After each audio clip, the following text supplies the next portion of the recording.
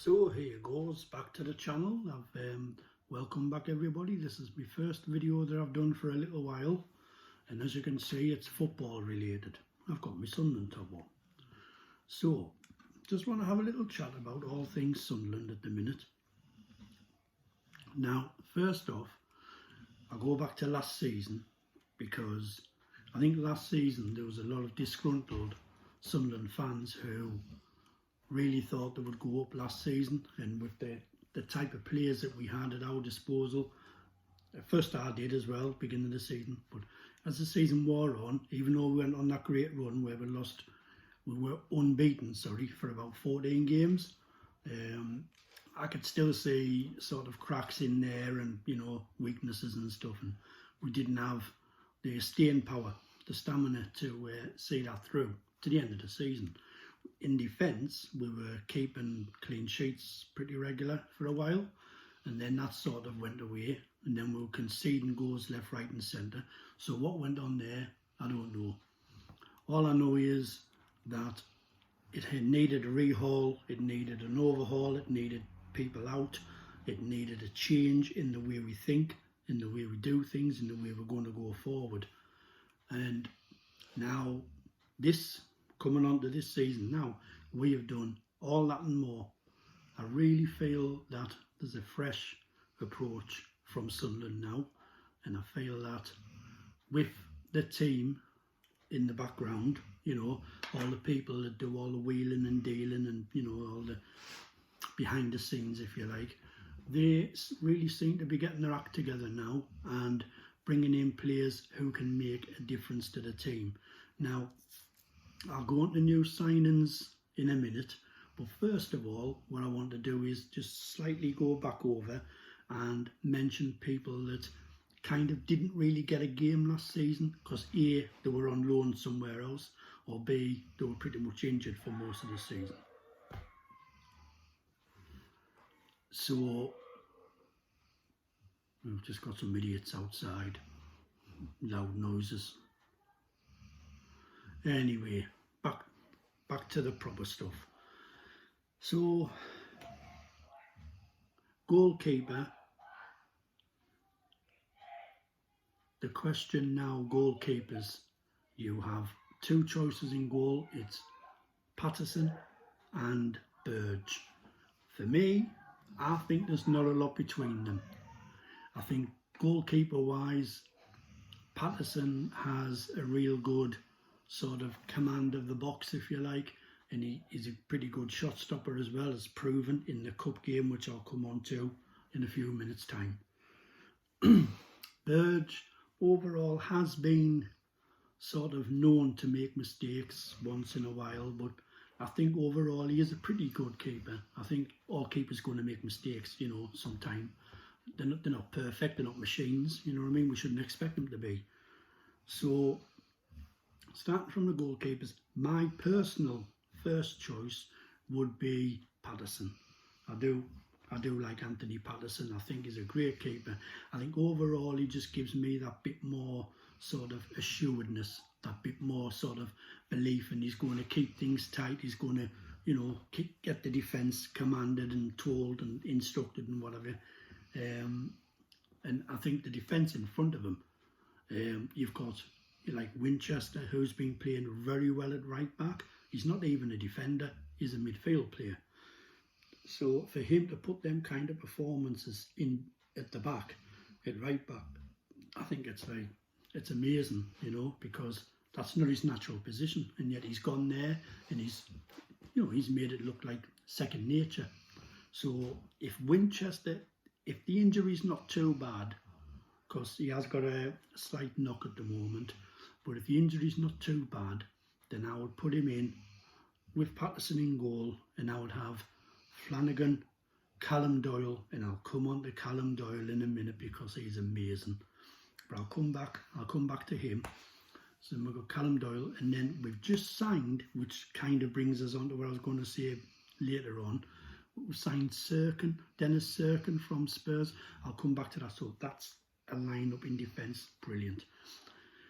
So, left back has been done by Dan Neil in the past, and he's done a really good job.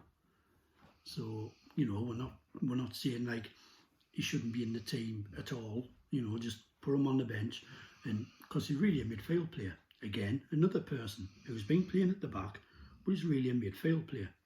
So Dan Neil, he needs to not lose belief, not lose confidence in his ability in the team, because he is a bloody good player. So he can do a job for us.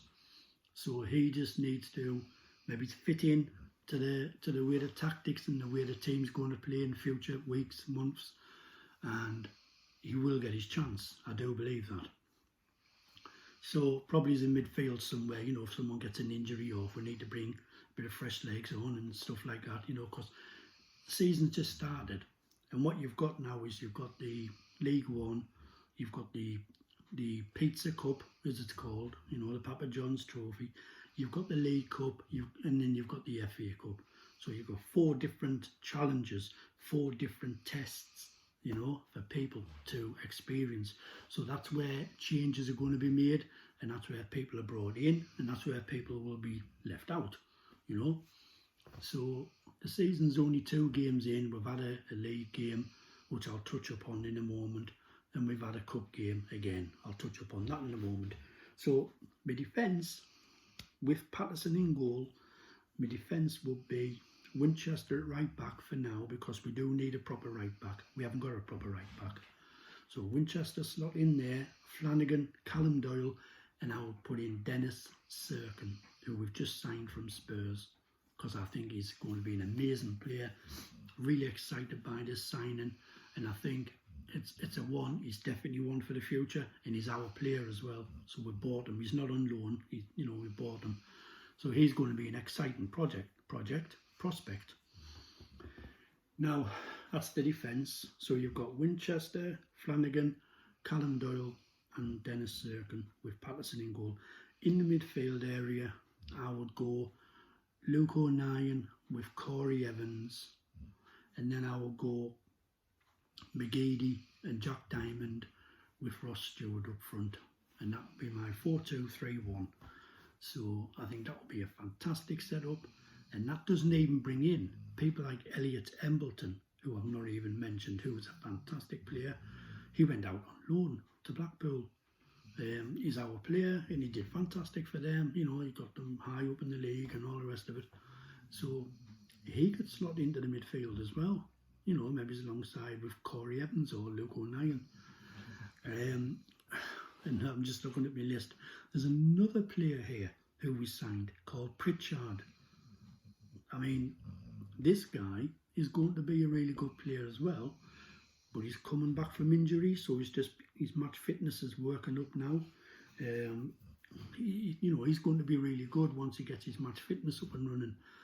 And I've mentioned Dennis Serkin. Now, today, as in Friday the 13th, August, Friday the 13th, really spookily and happily for us, we have managed to land another signing. Goes by the name of Fred Alves. Now, he is a signing on loan from West Ham. I don't really know much about him, but I've read up and different things and reports and stuff and what people said. Apparently the West Ham fans really like him. He went to West Ham January gone on a 3.5-year contract, but he's come to us for a season on loan. Now, this is another exciting signing, if you like, for the season, because going back to the staff behind the scenes, they really seem to know a good youngster who is strong, good in the air. You know, he thinks about the game, he can read the game, he can put passes through and things like that. And he's a central defender who can do all of that. And he commands his area. He's strong. You know, he's a good player, apparently, according to reports. What I've read about him and, you know, what I've been told is, so he seems like he's going to be another good player. So this now is five players now that we've got in. And, you know, just like over a week ago, people like Sunderland fans said, oh, you know, we're going to suffer because we haven't got a right back, we haven't got a left back, we haven't got this, we haven't got that. Now look what's happening. They're coming through the doors, right? Yes, some of them's on loan, but still, they're coming through the doors. We're getting numbers in, and we're going to build stronger, I think, for the season. Now, all of these players that I've mentioned will play a role along the line in cups, in the league, and they'll be on the bench, like I mentioned before about Pritchard, who's just, he's got an injury at the minute, so he's just working through that. He'll come on, he'll have his place, he'll do his thing. And I think it's all exciting because I haven't even mentioned Jack Diamond, I haven't even mentioned Luke O'Neill, I haven't even mentioned Ross Stewart, who now is going to be fulfilling the Charlie Wyke role.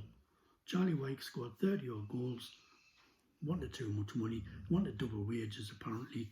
So, the club said, look, we're not paying you double wages. We've got somebody else who can come in, do the job for now till we get a proper centre forward in, and they'll link up together, and then two will go on and score goals for Sunderland. So, Charlie Wyke goes to Wigan, and guess what? This brings me nicely on to first game of the season, which is absolutely amazing. Fantastic experience to go back to the Stadium of Light and witness the game, the atmosphere, the build-up and the tension, and all the things that go with going to a match. Now, my seat, I've moved my seat. Well, I didn't move my seat, you understand? I mean, you can't just pick seats up and walk off with them, But I changed where I sit for a better, and I'm right near the dugouts. Now, this is amazing because not only do I get to see things a lot more clearly, right, because I'm so close to the action, but I can also hear, loads of different things, like what the players are saying to each other, what the manager's saying to the players, what the referees saying to the managers, and you've got the assistant referee and all this stuff. It just all of that, all the wonderful things that you don't get to hear when you're sitting in the gods, But it's an amazing experience, absolutely fantastic, and I love it.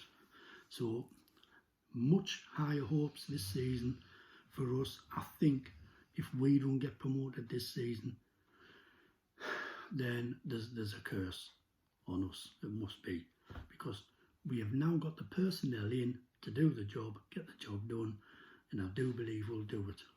Really strongly believe that. Now, we played Wigan, we beat Wigan 2-1. We kept Charlie Wyke quiet. 17 years of age, Callum Doyle from Man City, strong as an ox, built like a brick shit house, right? 17 years of age, and he kept Charlie Wyke in his back pocket. I mean, that was amazing, absolutely amazing. So if Callum Doyle and Flanagan and the likes of Bailey Wright, who potentially could be leaving the club, don't know yet, but if we can keep this defence like the way it is now, playing as it is now, as a unit, it's nice and tight, then we'll not concede many goals. And I think, like I said before, this is our opportunity now to go forward and to get the job done and get up to that championship. Come on, Sunderland, let's do it. Thank you for watching. Subscribe to the channel if you haven't already done so. Tell your friends, tell your neighbours, tell everybody. So this is all about football and side of things, but I do many other things like writing songs, poems and all that kind of thing. As you can see from my wonderful guitar, I love my music. Music plays a massive part of my life, always has done. There's my other guitar. Beautiful, absolutely beautiful.